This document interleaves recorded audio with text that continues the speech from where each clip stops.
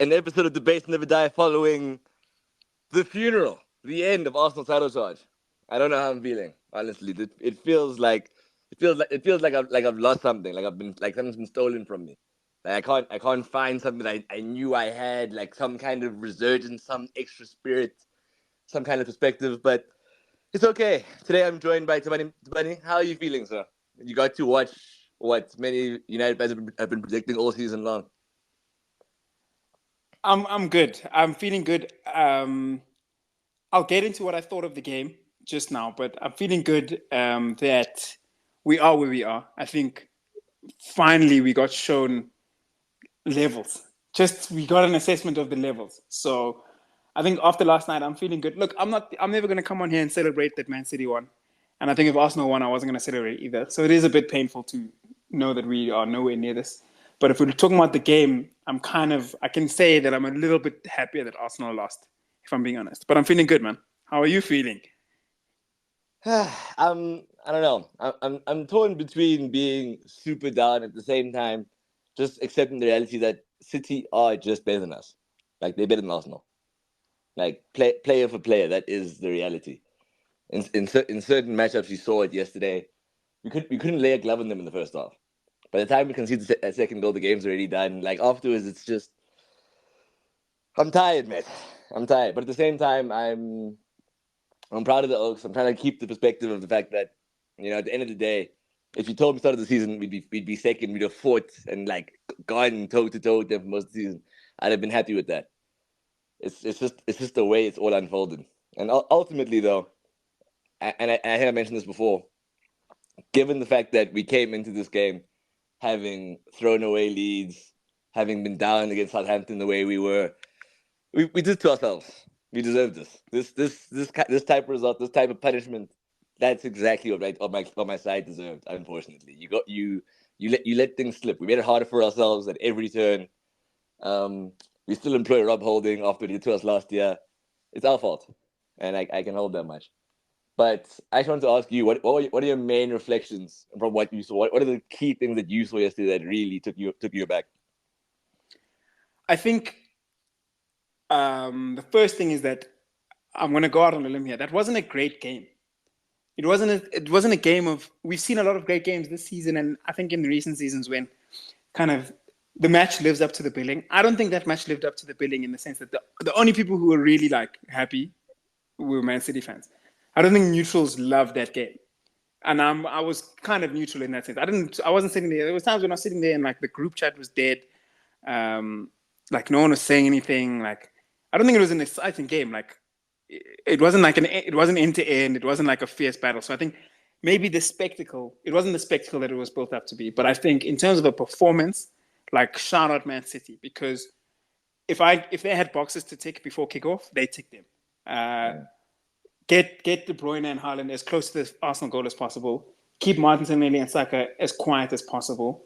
Try as your best to nullify the Arsenal midfield from playing through them, and like don't concede, which they did. But I'm saying like if you're talking about boxes to tick, if that's on Pep's little checkboard before they went out, I think they ticked every box yesterday except for keeping a clean sheet, and they conceded in the 83rd minute. Yeah. And I think the nullification of Martinelli and Saka, who I've been very vocal about my praise for them, and I think I don't think it would have been fair to tell them to rise up to the occasion, but the fact that they were completely removed from the occasion is so impressive considering that no one else has done that this season. Maybe one has been quiet, but the other did something, but no one else has said that you guys can say jack. I thought it was quite tactically impressive what was happening in the first phases of the game. Like you could see the clear plan from both managers, and I think we did an episode at length where we spoke about Arteta, and we'll get into the second half. But I think in the first half, I think Arsenal tried to play right. I think there was a period when Arsenal dominated, and then from there it was just City domination. But I think the way Arsenal set up to kind of let go of some of their control and domination was the right approach. I do think so, and I think the way the goals happened, I think there needs to be an inquest as to how De Bruyne and Haaland kept getting so much space, like over and over again. I don't want to make Rob Holding a scapegoat, but he was found wanting. We must, though, to a certain extent. He was found wanting, but I think Was he let down because of his own?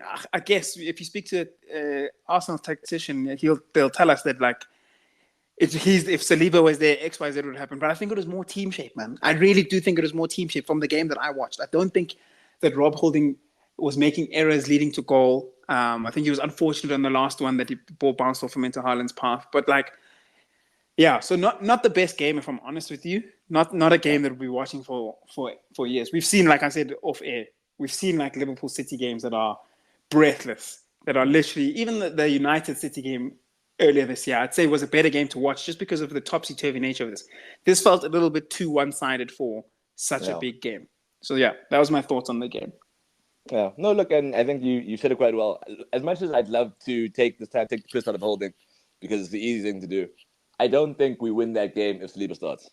I don't think it's that simple. I think, as you said, the way Pep set up, he nullified them. Like choosing to play Walker in that game against Martinelli, choosing to play Akanji on Saka's side, like just the physical disadvantage, like nullifying the physical advantages that our wingers have had over the other opponents in other games. Like they were set up perfectly for us. They wrapped us up in a way where it's just like you just have to accept that they just have options and ways of playing that mean there's nothing for you. That they were always going to make sure that they beat us, or just make sure that the chances of us beating them were as low as possible. And isn't it crazy how, like, so after the game yesterday, you know who was on TV? Bakary Sagna, right? And I was thinking about how, like, when Pep didn't win the league in his first year at City, what was the first thing he did? He got fullbacks. And, like, he revolutionized the way his teams played through the use of his fullbacks.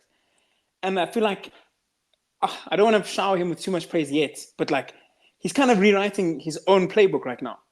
Like, if Ake didn't get injured, he would have probably started and it would have gone back to that 4 centre-back defensive structure. And, like, how crazy is it that you just spoke about, like, Pep wanting to create a physical advantage over Arsenal? Like, that's unheard of.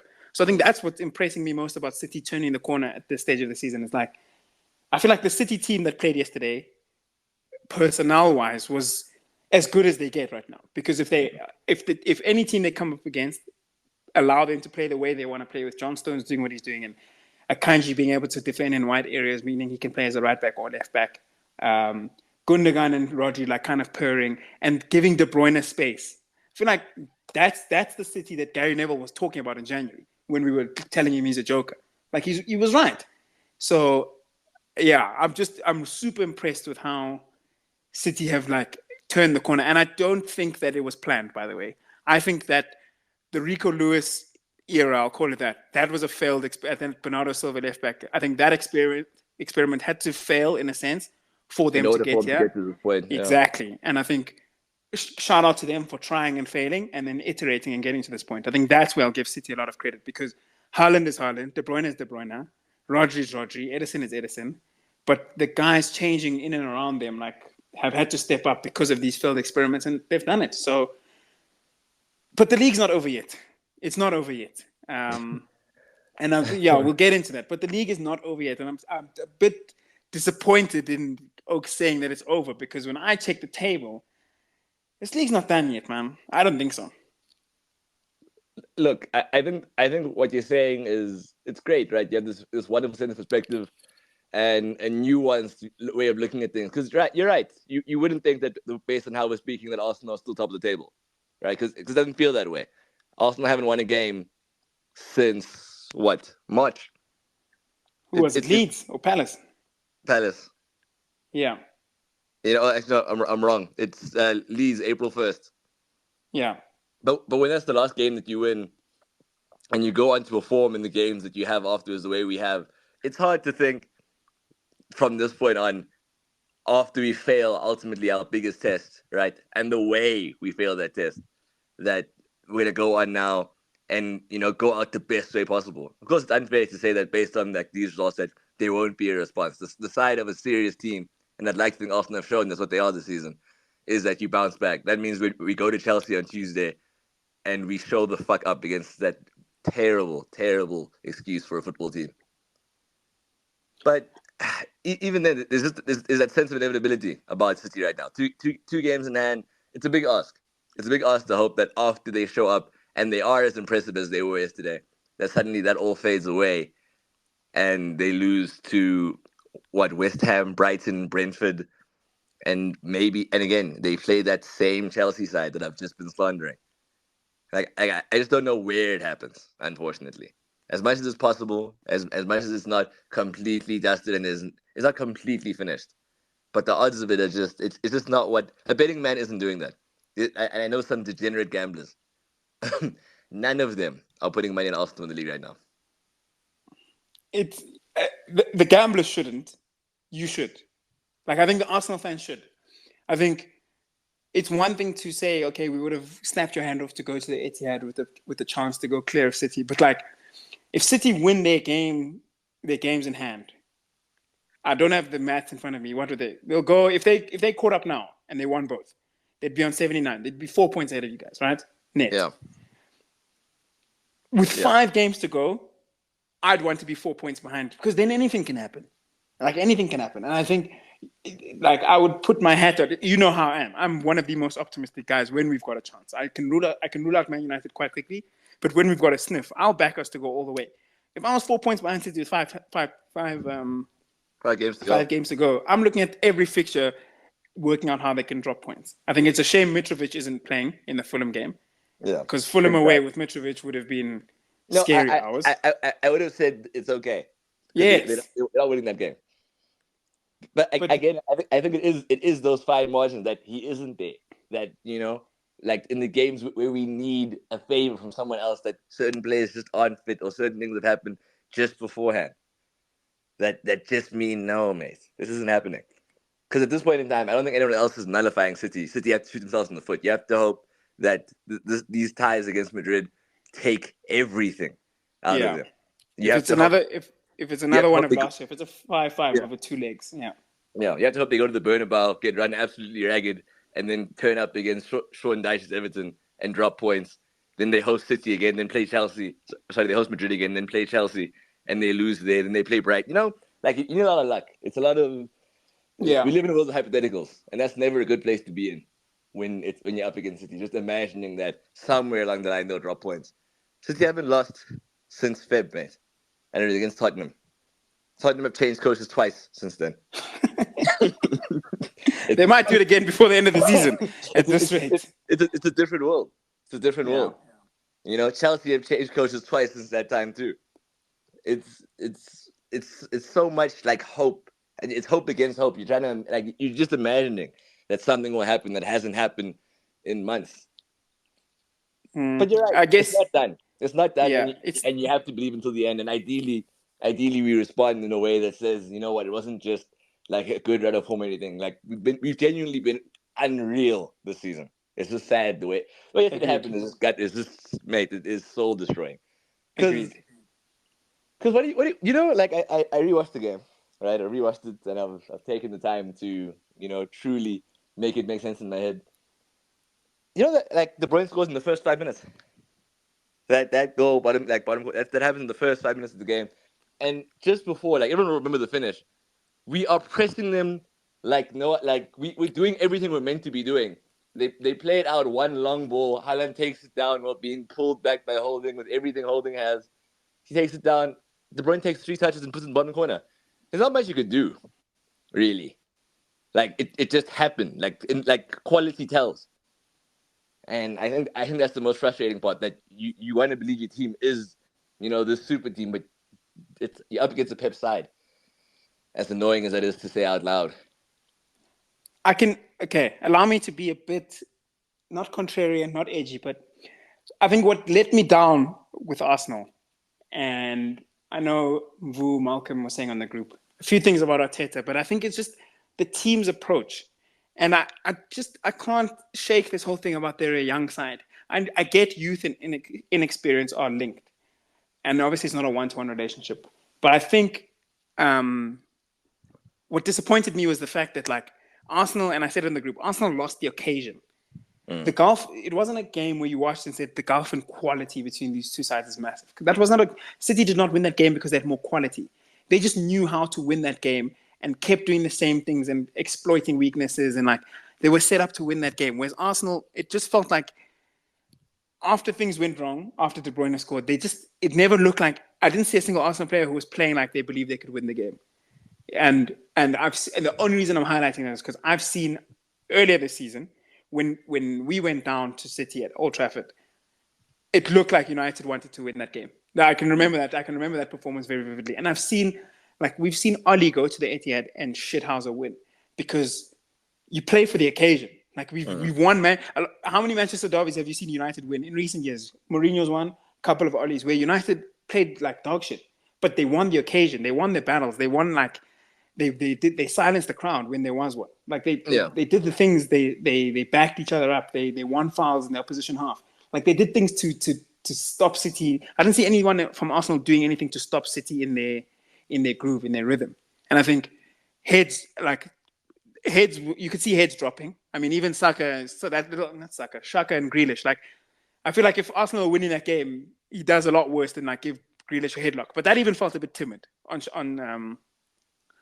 Xhaka's part. So I feel like they just lost out at the occasion. And maybe it's just a case of like, do they believe that they're them or not? Because when you're 8 points clear, when in Feb, was it Feb? Yeah. Then it's like, if you're 8 points clear in February and everyone who has a little bit of credibility is saying, oh, Arsenal are going to falter. Oh, they don't have what it takes to go all the way. Maybe you start believing it. And I saw a report last week that sources closest to Arsenal say that last week was the first time they heard anyone mention City's title run or how good their form has been. So maybe it's just like that element of like, you look in a room and it's like, and I look to my left and I look to my right and say, well, I'm young. I don't feel like I should be the guy. You look next to you and there's another guy who's just as young as you. And you look to your right and there's another guy who's not him, who's not experienced. And Gary Neville called out Zinchenko saying that team talk against Southampton was a bluff. I kind of believe him now. Because Zinchenko won. Zinchenko's a leader at Arsenal, but none of City's success was because of Zinchenko's leadership. And don't show me that team talk he gave in that All or Nothing or whatever that documentary. Like, look, you can't give Zinchenko that kind of credibility purely because he was never a mainstay in City side. Yes, but he still has quality, right? Yes, 100%. How we play. Yes, yeah. And I'm saying, I'm not taking anything away from Zinchenko, but you can't call the team in for a huddle when you 2-0 down and then cost the third goal against Southampton. Like that's not, you can't do that. Or you can't get hooked in the 75th. You can't get hooked in the 75th or whatever in that same game. So I think now it's a case of like, I think the team, your team is mentally strong enough to bounce back and kind of work out a way to finish the season. But I think I just don't know how they get over this hump. Because if you don't win the league this season, what is going to give you the confidence to go to any league leader next season needing a win and like play your game? That's what I'm concerned about. Look, I hope above all else that we just see some changes in terms of how we set up. We've been too porous at the back for too long. I think we've conceded 12 goals in 3 games or something crazy like that. Like it's not in 3, but you get my point. Like we just haven't kept a clean sheet since March against Fulham. Before then, we conceded 2 against Bournemouth. Like we've been leaky for quite a while. Like there's lots of issues that I think have been exposed at the club as a whole. It's like since Saliba's injury. Like we've been skating and getting away with a lot of things for quite some time.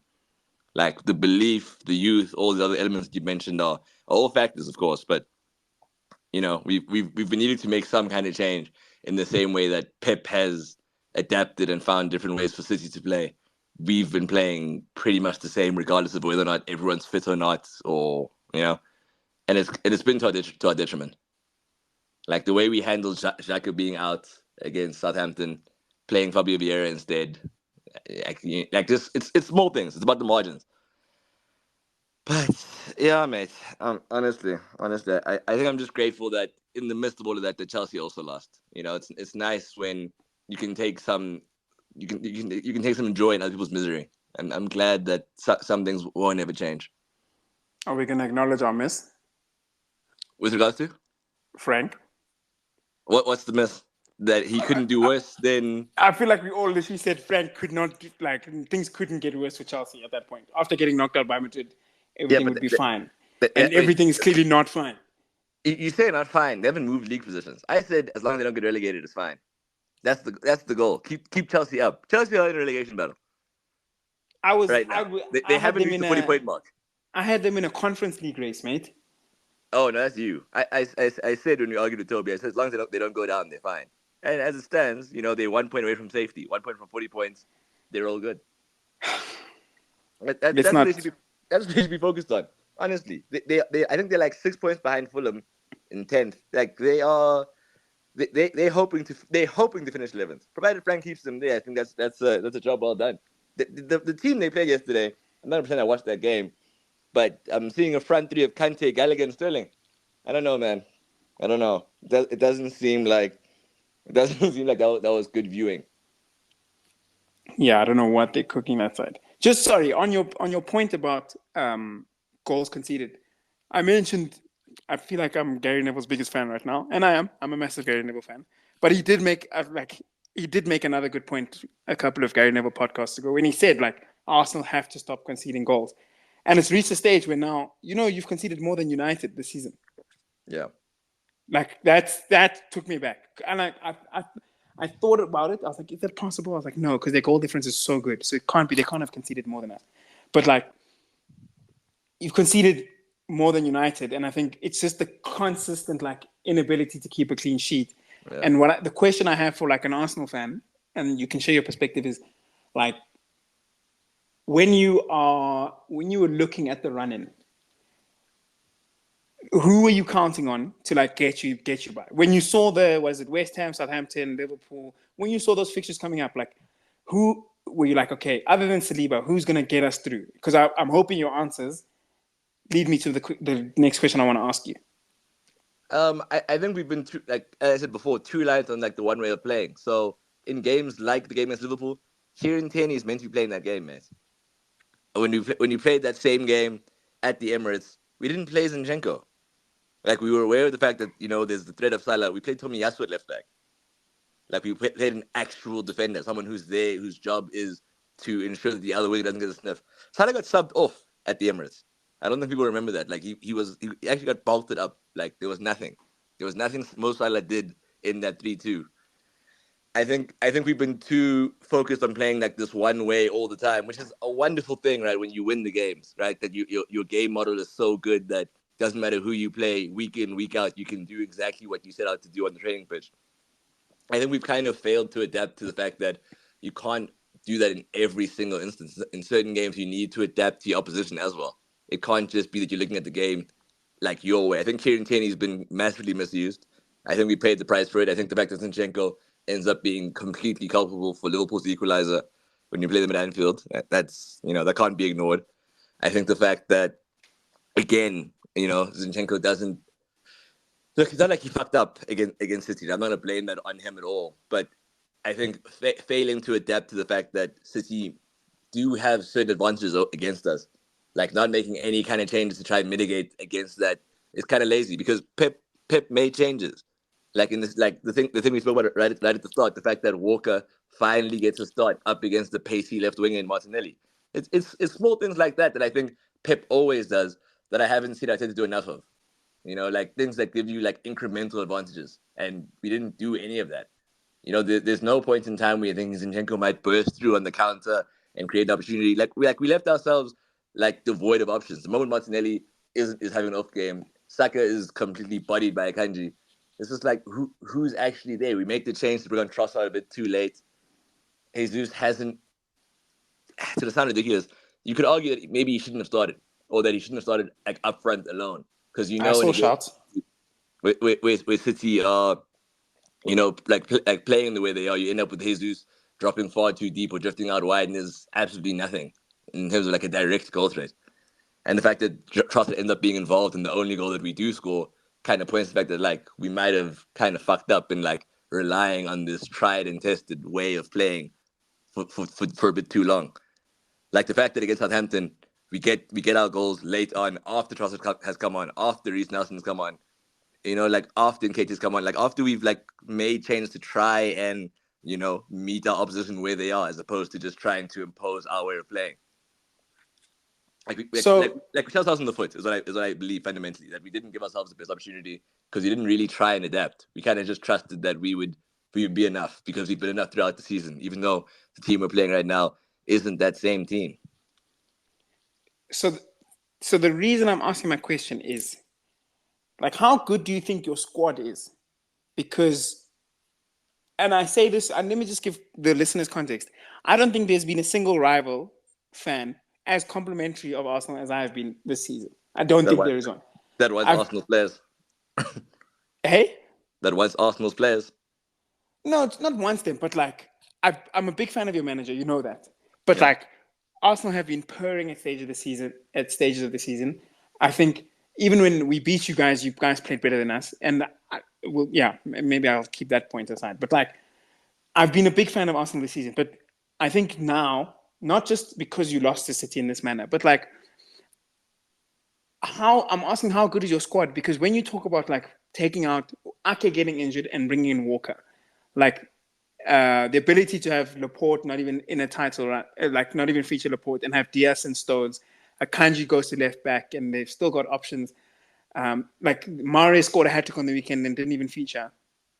Like in terms of your squad depth, like and it goes back to that point I made about Arteta being a Plan A manager.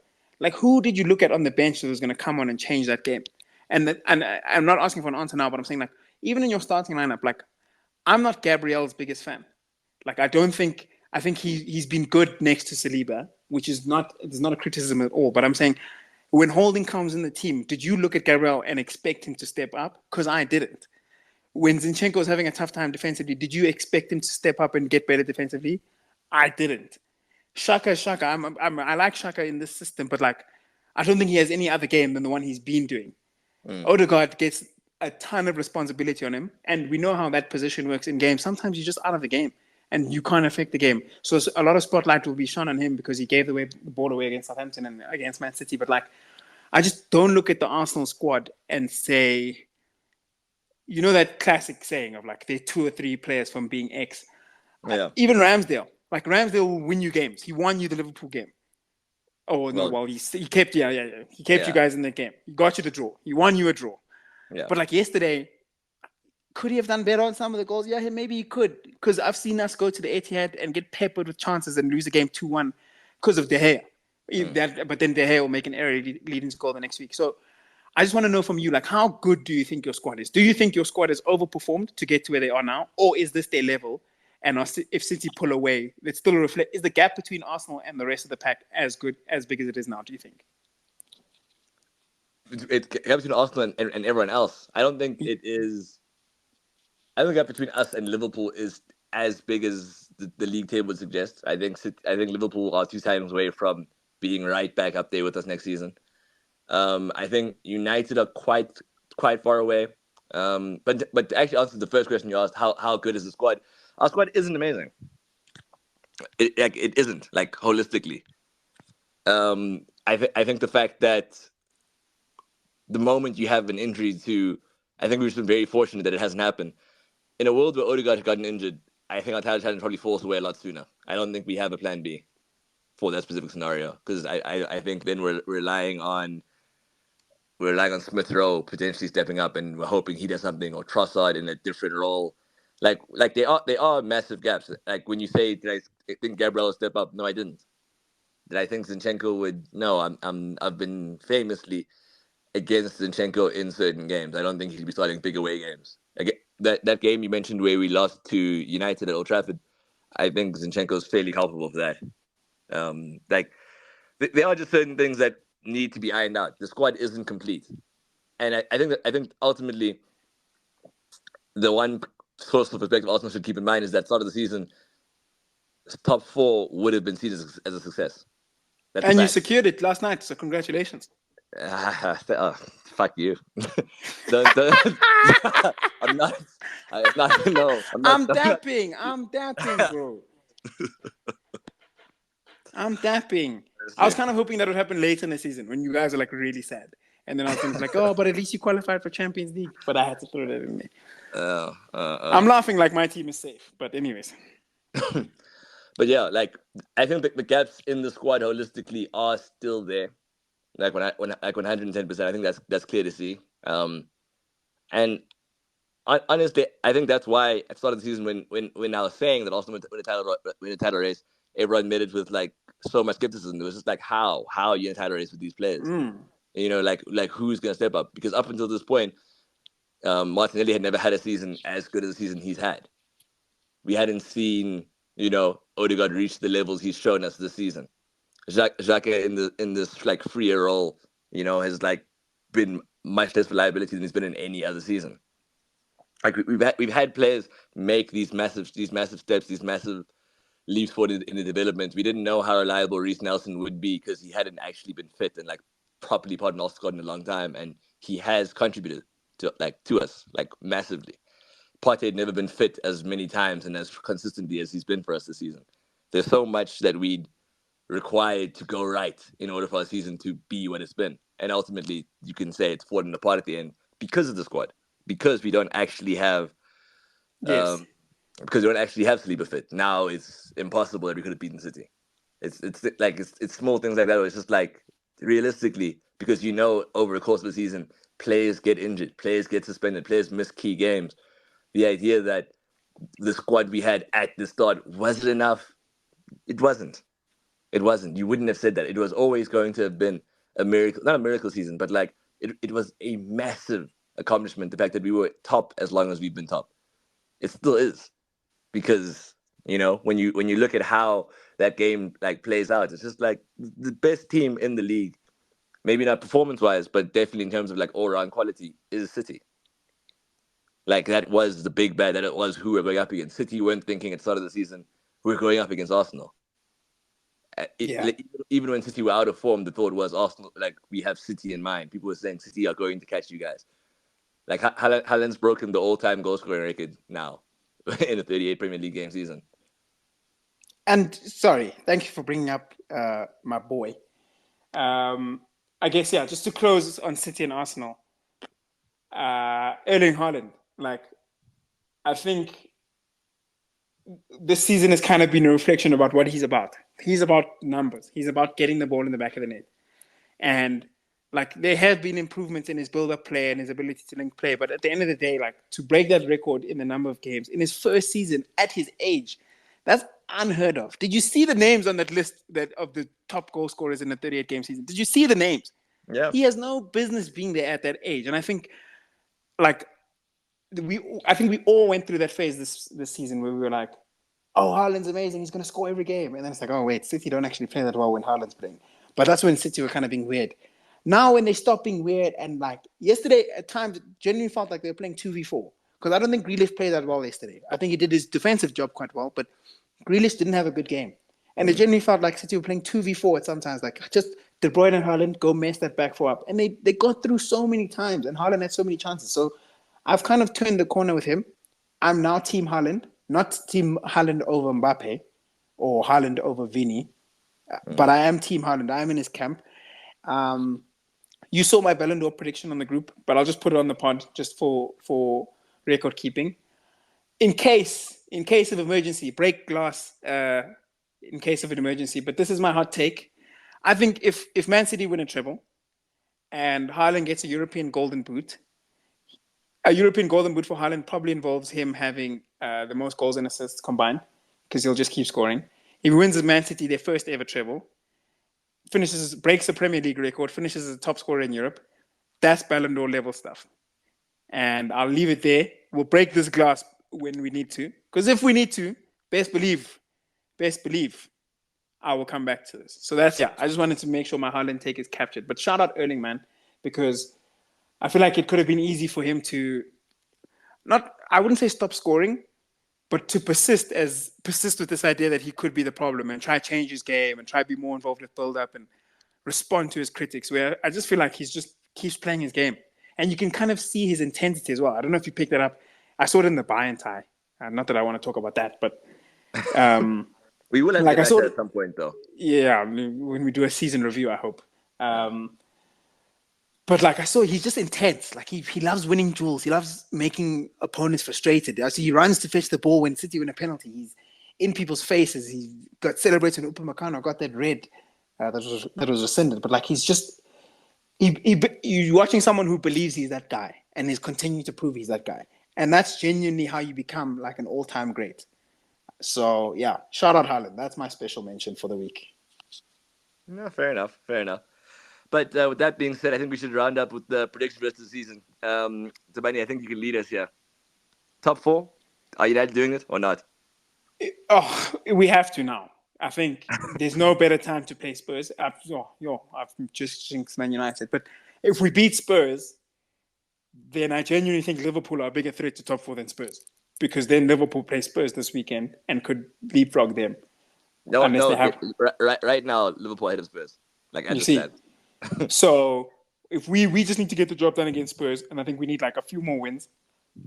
I don't see Newcastle winning every game between now and the end of the season. So I will go first place, Man City, Arsenal second, United third, Newcastle fourth. Nothing for Aston Villa. There's no way they do this. Too many games played. To get into what? I don't know. Late top 4 charge? Impossible. Behave yourself. Amen. Strange Behave things yourself. happen. No, shout out Emery, but I mean Fulham wants that position. Now look at Fulham. These things come and go. I think it'd be good for Villa to get into Europe though. How sick would that be? Emery in Europe again with Aston Villa. I hope they get the Europa League slot. That'd be nice.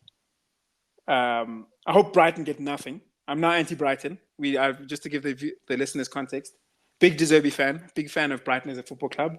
Until I saw that stupid comment from De Zerbi after the game, talking about how they deserve to win that semi-final. So I hope Brighton get nothing out of this season. That's just me. But yeah, that's my top 4. And yours? No, I think our top was more or less the same. I think Newcastle might finish ahead of you guys though. Purely like it might be on goal difference though, because you guys are actually handling a major injury crisis. And your fixtures aren't that simple. You still have to play Brighton again. You play West Ham again. You play a fighting Bournemouth. You know, like those are all away games, by the way. Like I don't know. I think you guys just have enough room to drop points that makes me think that Newcastle might just edge it. I don't think it would mean that overall Newcastle were the third best side in the league this season, because that wasn't the case. Like we saw them, there were multiple dull patches that we saw them have. But yeah, I think that they genuinely have a shot at finishing ahead of you guys, and I think that they will. At the very least, the gap won't be like larger than 2 points. Yeah. I mean, I still want to have a discussion about how good they really are. But yeah, if they keep on winning and keep putting in performances like they are, then I guess, yeah, they may deserve to finish ahead of us. But what I wanted to then ask you is your FA Cup winner. Manchester City. Oh, come on. You don't even give us a chance. No. Why not? Why not? Because I think the fact that you guys somehow managed to hoodwink your way into that win against them at Old Trafford, where we know for a fact Rashford is offside. He is interfering with play, and they give that goal anyway. I think that will have left a bit of taste in their mouths. I think they're coming back into that game saying we can right that wrong. And ultimately they're playing for a treble, right? Or at the very least a domestic double. I think that they really, really want that win. And I just don't know if you guys will have everything sorted by then. I think Martinez is out for until the end of the season. Yeah. I think there's just too much going against you guys at that moment in time. I think you will have fully exerted yourselves just getting to top 4.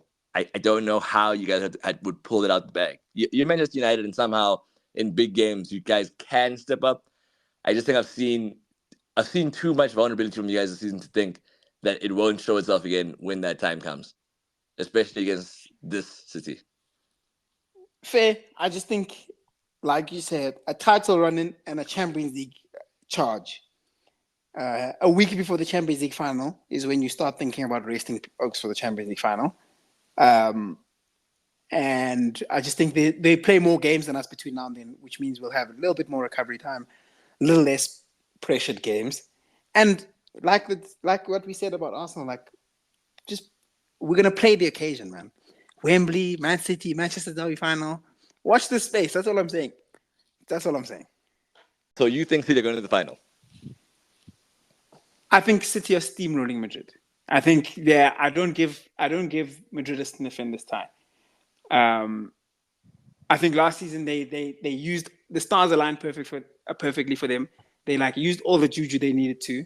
That was the perfect Champions League not even underdog. That was a perfect Champions League run.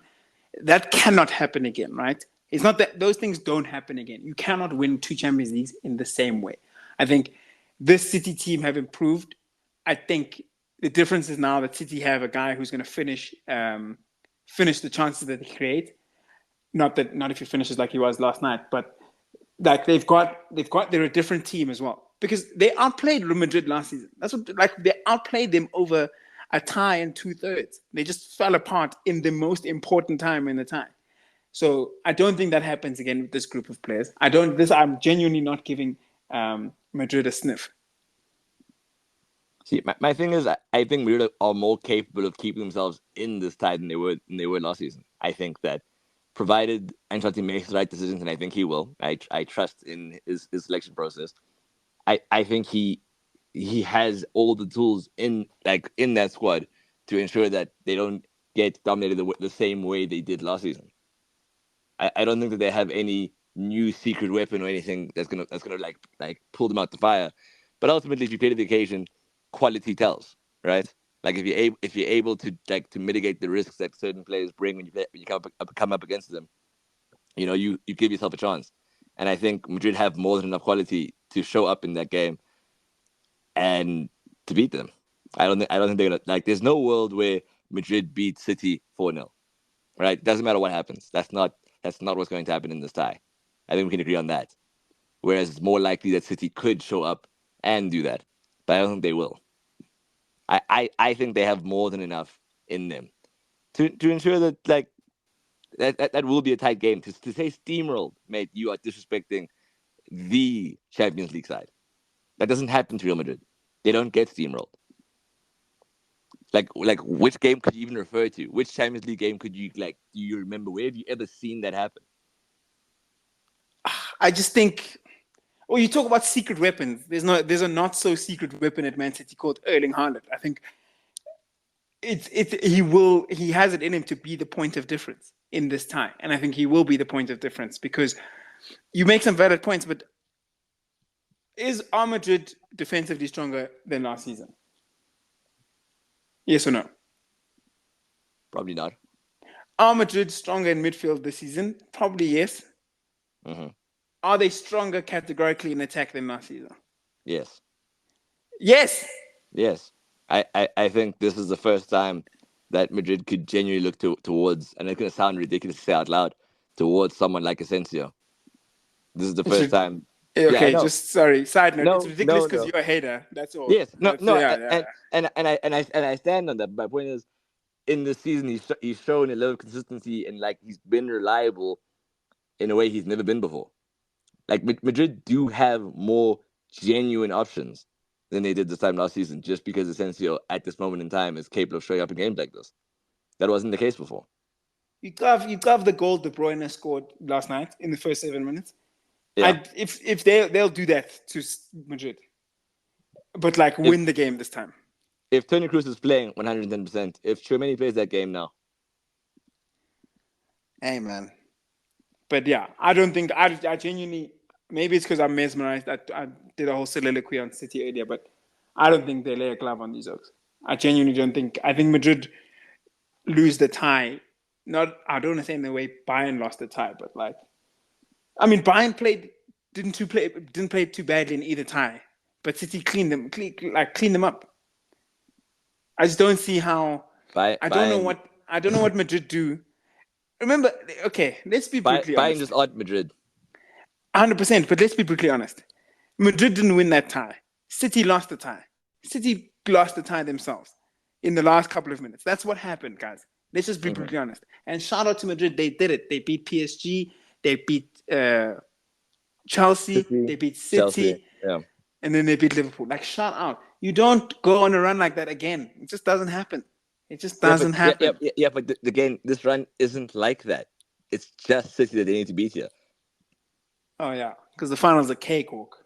There you go. They don't need to be the same Madrid as last season. They need to beat City. That's it. That is the big game. That is the big bad. Beat the team you beat last season. and you guys are more assured. You know what they are. You know where the dangers are. They aren't as dynamic. You know, sure, without a doubt, there's Haaland playing like something we haven't seen before. You've got KDB in perfect form, and like they have all the ingredients to do it, right? It's not ridiculous to suggest that City are going to the Champions League. I think that it makes the most sense that they would, but I wouldn't bet against Madrid in the European competition. I'm never betting against Madrid. As a United fan, you should have an appreciation for heritage. There's no reason Sevilla won other than the fact that they're Sevilla. That's the only reason they knocked you guys out. You just had to get that Sevilla game in, didn't you? Oh yes, But 110%. We skirted on past it and acted like it didn't happen. You guys got trounced by a team that has I think had 3 coaches this season. name another team. Name another team that loses both of their best centre backs in that time. It's ridiculous and has to bring on Maguire. No, it's such a shame that your defense went through an injury crisis. It must be so difficult to deal with. Okay, this is a proper injury crisis, though. Not this Mickey Mouse injury of yours. Mickey Mouse injury. It's one guy. You lost the guy one that comes on for you guys is an 80 million pound centre back. He's an 80 million Zim dollar quality player. But anyways, this is not about United. I am gonna go against the grain, and I will. You said you will never bet against Madrid in Europe. I didn't think I would, but this year I've seen enough evidence to. I think if Madrid showed me more in La Liga, I've been so adamant that like they've been so mediocre in La Liga this season. The fact that they're letting this Barca side walk away with the title is not spoken about enough. I think I need to start speaking about it. You want to think about it, right? That same Barca side in Europe were nowhere. They weren't better than Inter Milan. We beat them. That's my point. So and you're letting them walk away with La Liga. Look, it happens. It happens. Like the reasons why it happened, I still don't think I fully understand. Maybe there isn't like a consistent enough way of playing that means week to week there's a consistency, right? But ultimately, it hasn't mattered that they've been so mediocre in La Liga because when the Champions League music hits, Madrid show up. They play the occasion. They play better in those games than in any La Liga game. The level at which they play at, like when they play Champions League game, it's higher. It's not the same team. It really isn't the same team. Carvajal can't stay fit week to week for La Liga games. Vasquez plays at right back, or Militao will play at right back, and lots of crazy things happen, and they always link to a right back. But reality is, when they play Champions League games, Carvajal shows up and he's fine and he's fit and he can play a full 90 minutes somehow, some way. Toni Kroos, realistically, shouldn't still be at Madrid next season. He shouldn't be. There's rumors about him. There've been rumors about him retiring or it being his final season for the past 2 years. Yet somehow in a Champions League game, he shows up. It doesn't look like he should be retiring yet. It doesn't matter that there's like domestic form, all the things. They don't matter to Madrid in Champions League games. They don't. Like Barca steamrolling La Liga, and they're so good and everything else, and they don't concede. United beat them, and I wasn't shocked that they beat them. I fully expected United to beat Barca, and they did. I won money from that game, from that tie, because I knew that Barca weren't going to do it. I hear you. Like, I don't think that you've made a single irrational point. I genuinely don't. I've decided to stick with my guns. That's all that's happening here. But I also stuck with my guns with Bayern. And yeah, we know how that worked. So maybe you should be willing to switch it up just a little bit more. Maybe that's what you should do. Yeah. I'm all in. Okay. If that's the case, we'll leave that there. The last thing I think we should touch on. The Milan derby, the final one at the San Siro. What are your predictions? Now you talk about an occasion worth playing, mate. We're both Milanistas here, so I don't think we don't need to hide it. I'm Milan all the way. I think, like I sent the message, the Napoli League game changed so much in terms of Milan's perception of themselves and the rest of the season. And I think other teams' perceptions too. I think sometimes you win. I think it was less about the result and just more about like, okay, cool. Milan actually aren't an easy team to face. And they actually do have dangerous guys. And if they do turn it on, they can beat us. And I think Inter will be worried about that. I think Inter will know that Milan can beat them. And I think Milan know that Inter can beat them. But I think it's different from like if Napoli win that league tie and then they go into the Champions League tie and get over. They don't go into the Champions League. They don't go into the match against Milan. Talking about Napoli, yeah, thinking Milan can beat them, and I think that changes their approach. The minute they started accepting that Milan can beat them, I think that changed everything, along with the Osimhen injury. So I think it's either team can win, and both teams believe they can win.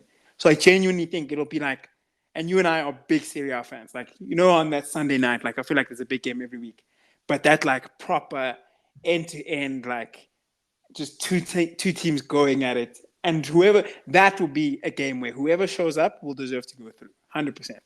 If Milan decide to be serious and they turn up over the 2 legs, then they deserve to go through.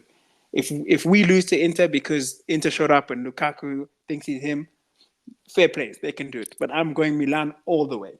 And I think, whoever wins that tie loses the final quite badly, to be honest. It sounds ridiculous, but I genuinely think if Milan plays City, they win that every time. You said Inter were going to do that. Whoever City play, that's like... there's a part of me that just thinks that it's slightly plausible that it pans out this way. That was Chelsea years ago. I misspoke when I said that Inter would do it. Inter can't beat City. There's nothing. It's back three. It's a lie. Bastoni. Doesn't the back three. Look, I love Bastoni. I love what Inter have done for themselves this season. It's been great for Serie A as a whole. Having watched Inter week to week and watched them flounder consistently and find new ways to be underwhelming, like they're sixth, mate, right now. I can't imagine that. I think Pep would retire. I think he'd stop coaching. Milan fifth. We're fourth, mate. We're fourth. Okay, we're fourth, but you're Nyati Inter young. They've lost 11 games. I watched them lose on 11 different weekends. They just don't strike me as like they're not formidable. They don't feel super defensively resolute. They haven't been as great going forward. Lukaku scored, I think, maybe 5 goals this like in the league this season. Like, and 2 of them came this past weekend, by the way. There aren't enough goals in that side for me to think that they've got enough about them. They're not as good defensively as they once were. Skriniar's been injured like for most of the season. They have too many holes. There are too many holes in them for me to think that they could get to a final and just find that extra gear. Because fundamentally, quality also does tell at a certain point in time. And I don't think that they have enough to go up against City specifically. Like the teams on the other side of the bracket just say to me, it's not Inter's here. Whereas because Milan can beat and have beaten that Napoli side twice, there's just something there, man. There's something like it's like if Milan gets the final, and I really hope they do. I don't think they get to that final and get trounced. I think that they get to that game and they compete at the very least, against regardless of who it is that they face. Like they're not getting to that final losing 3-0. I think Inter could get to that final and genuinely catch 5. Well, I think regardless, I think so. We both got Milan, right? We both got Milan going through. Yeah, and but I do have a goal for 5-goal Romelu Lukaku in one of the legs. Oh God. Yeah, I do. Or just a goal involvement. He'll leave there with something. Lukaku will tell his kids about that game and say, as long as he gets Giroud off pens, then I'm fine. Yeah, ideally. So who do you? But regardless, still, Milan to the final. We will be there. And this has been another episode of Debates Never Die. Lads, thanks for listening, and we'll be back with more very, very soon. Peace.